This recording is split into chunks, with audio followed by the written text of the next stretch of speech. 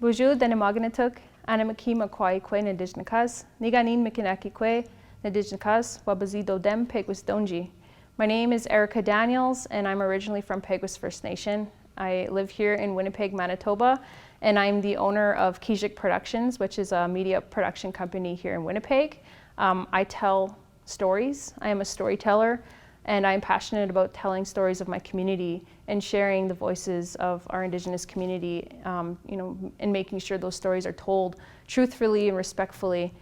So yeah, I've had my production company for the past 4 years, and I've been doing this work for the past 13 years. So I feel it's very important for myself as an Indigenous woman, but for women in racialized communities to tell our own stories and to have our own narrative, because a lot of the times we've always been silenced. We never had that platform the same as men did for many, many years. And we're in a time now where there's a change, there's a movement that's happening where women are rising up and sharing their truth. And I think we need to look at it in a way where within our culture, it was the women, it was the grandmothers that stood at the forefront who made those decisions. And so that's what we need to bring back, and have the women in their rightful place as leaders. So for me, it's very important in the work that I do in telling that truth, sharing our truth, and making sure that we give that space and we open that space for women. And I see it so much right now.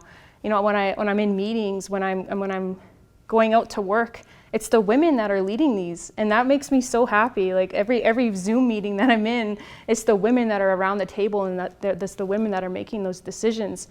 I mean, don't get me wrong, there's room for everybody, but it's the women that need to kind of take that place, take that spot back of rightful leadership.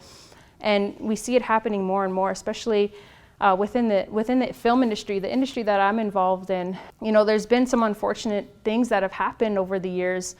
People have claimed Indigenous identity to receive benefits throughout their career and take opportunities away from Indigenous people, Indigenous women. And it's unfortunate because for people like myself who are fighting to have a place within this industry that's not always welcoming to Indigenous women, but also Indigenous people, women in general. It's a hard place to kind of find your way and navigate these systems, and so sometimes people they take away those opportunities for those of us who are working really hard. For myself, as an Indigenous person, nobody can tell my story the way that I can tell my story. And we need to allow more of a platform for our people and our women to be able to share their own stories truthfully and authentically from their own perspective. Because again, we all come from unique backgrounds. We all have a story to tell.